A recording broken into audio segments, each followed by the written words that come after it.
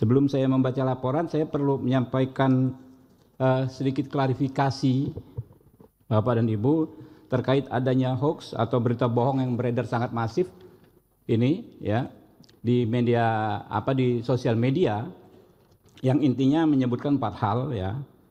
Intinya kalau RUU Kuhap disahkan, polisi jadi bisa lakukan ini ke kamu tanpa izin hakim. Yang pertama, diam-diam menyadap, merekam dan mengutak-atik alat komunikasi digitalmu tanpa batasan soal penyadapan sama sekali.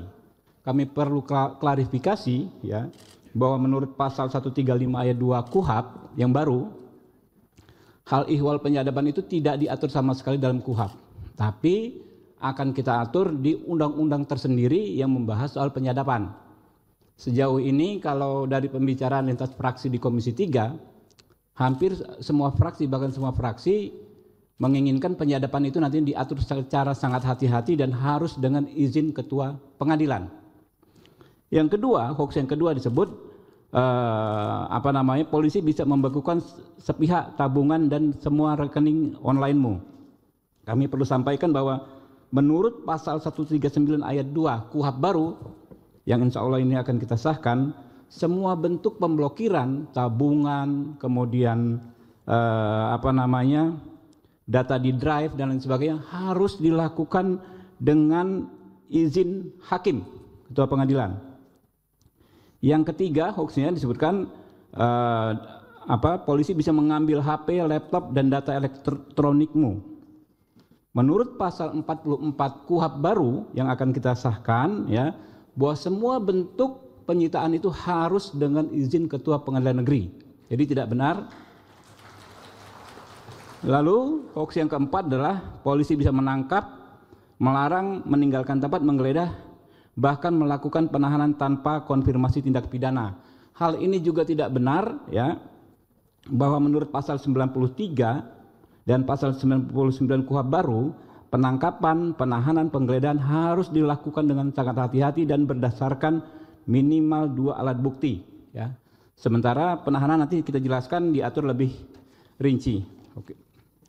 Ya, baik, kita akan lanjutkan ya. Pertama-tama kita panjatkan puji syukur kehadirat Allah Subhanahu wa taala karena atas perkenannya kita bisa menghadiri rapat yang teramat penting ini ya. Rapat seperti ini mungkin bisa terlaksana pengesahan Kuhap itu 40 tahun sekali. Mengingat Kuhap yang ada sekarang itu telah berusia 44 tahun. Ya.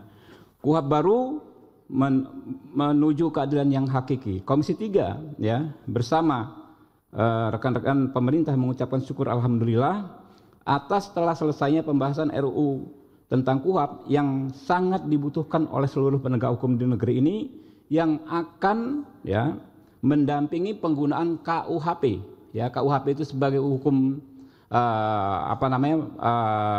material harus dilengkapi dengan hukum operasionalnya yaitu Kuhap dan akan sama-sama berlaku 2 Januari 2026.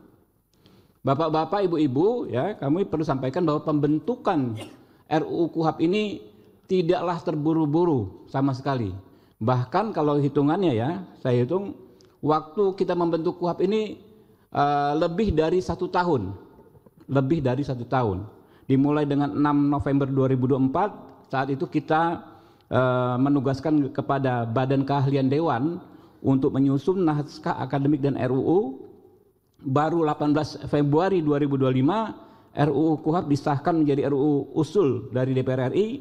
18 Februari itu juga surat Ketua DPR RI ke Presiden ya, baru tanggal 19 Maret 2025 surat Presiden tentang penunjukan wakil pemerintah. 19 Maret 2025 juga surat Presiden tentang penunjukan wakil pemerintah. 8 Juli 2025 ya pembentukan Panja Kuhap. Kemudian Januari sampai November 2025 itu penyerapan aspirasi masyarakat ya secara luas ya sampai 140 orang. Kemudian 13 November pembahasan tingkat pertama RUU Kuhap. Hadirin yang kami muliakan ya, Kuhap ini dalam penyusunan Kuhap ini kami semaksimal mungkin berikhtiar untuk memenuhi apa yang disebut meaningful participation atau partisipasi yang bermakna. Sejak ya Februari 2025 Komisi 3 DPR RI telah mengunggah ya naskah RUU tentang KUHP ke laman DPR Go.id dan melakukan pembahasan DIM secara terbuka.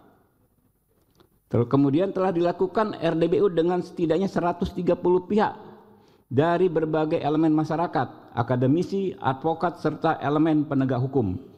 Lalu kita juga sudah melakukan kunjungan kerja ke Jawa Barat, Yogyakarta, Kepulauan Riau, Sumatera Utara, Sumatera Selatan, Sulawesi Utara, Bangka Belitung, Jawa Timur, Gorontalo, Sumatera Utara, Banten, Sulawesi Tenggara, Aceh, Nusa Tenggara Barat untuk menyerap aspirasi masyarakat. Kami juga sudah menerima masukan tertulis dari ratusan kelompok masyarakat dalam kurun waktu 4 bulan terhitung sejak 8 Juli 2025. Bapak Ibu, kemudian seluruh fraksi dan anggota Komisi 3 DPR RI secara bulat menyetujui RUU KUHP dilanjutkan ke pembicaraan tingkat 2 pada rapat paripurna. Bapak Ibu, ya, ada sedikit perbandingan antara KUHP lama dan KUHP baru. KUHP lama, ya, KUHP itu pada intinya adalah undang-undang yang mengatur interaksi antara negara yang diwakili aparat penegak hukum dengan warga negara yang merupakan orang yang bermasalah dengan hukum. Ya. Di KUHP yang lama, negara itu terlalu powerful, aparat penegak hukum terlalu powerful. Ada di gambar yang sebelah kiri ya, yang merah itu. Kalau di KUHP yang baru, ya, warga negara diperkuat, diberdayakan, haknya diperkuat, ya, melalui juga penguatan profesi advokat sebagai orang yang mendampingi warga negara. Kemudian di KUHP yang baru ini kita sudah melakukan akomodasi maksimal terhadap kelompok rentan, ya. Dalam RUU ini kita mencantumkan pengaturan spesifik untuk kelompok rentan, penyandang disabilitas. Pasal 145 ayat 1 menjamin hak atas pelayanan dan sarana prasarana berdasarkan ragam penyandang disabilitas. Pasal 228 ayat 1 mengatur pengangkatan pendamping disabilitas sebagai juru bahasa.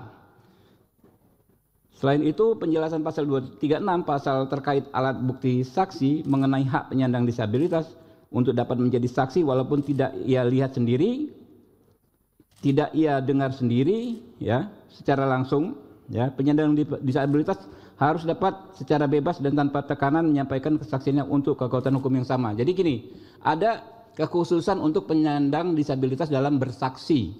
Kalau saksi orang biasa bukan disabilitas, dia harus melihat sendiri, mengalami sendiri, mendengar sendiri. Khusus untuk disabilitas, klausul tersebut tidak berlaku karena justru penyandang disabilitas memiliki kemampuan untuk mengenali seseorang atau melihat situasi tanpa panca indera yang ada pada orang yang tidak disabilitas. Kemudian hal kedua terkait hak perempuan, akomodasi kelompok rentan.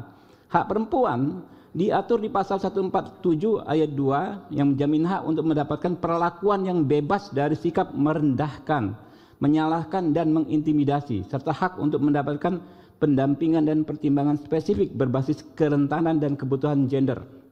Hak lanjut usia, ya, hak lanjut usia juga diatur. Bukan hanya hak kelompok rentan yang di KUHP lama nggak diatur, bukan hanya hak perempuan yang di KUHP lama nggak diatur, hak lansia di KUHP lama nggak ada, di KUHP baru diatur. Ya, hak lansia pasal 148 ayat 2 menjamin hak atas pelayanan, sarana dan prasarana khusus. Selain itu terhadap kewajiban khusus bagi penegak hukum untuk melakukan asesmen sesuai dengan masukan masyarakat. Pasal 5 huruf D menyebut dan pasal 7 huruf N, penyidik diberi kewenangan untuk melakukan asesmen untuk mengupayakan rujukan bagi kebutuhan khusus perempuan dan kelompok rentan. Nah, kemudian KUHP baru secara spesifik, ya, mengatur larangan atau perlindungan warga negara dari penyiksaan, yang mana di KUHP yang lama nggak ada sama sekali, ya. Jadi kita bayangkan kalau KUHP lama terus berlangsung hingga saat ini, tiap hari akan ada korban. Ketika ada sesuatu yang tidak benar, kita suarakan. Ya bagaimana semua terangin dia sedungu ini? Ini manusia pecundang yang sangat merugikan bangsa kita ini. Saatnya jadi member eksklusif di channel YouTube Official ID. Tantang lagi para nambah sumpah di atas Al-Quran. Dia pengen masuk TV. Konten-konten premium yang tidak tayang di TV. Live interaction. Halo pemirsa iNews, ini baru selesai. Emoji dan badge spesial. Reakses konten pilihan. Klik YouTube Official iNews. Join member hanya Rp10.000 per bulan.